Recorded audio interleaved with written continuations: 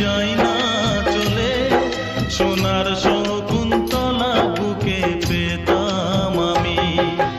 আংটি থাকুক না থাকুক তার আঙুলে, যেতাম না কখনো যে তাকে ভুলে। দুষ্মন্ত রাজা যদি হতাম আমি, শকুন্তলাকে চিনে নিতাম আমি।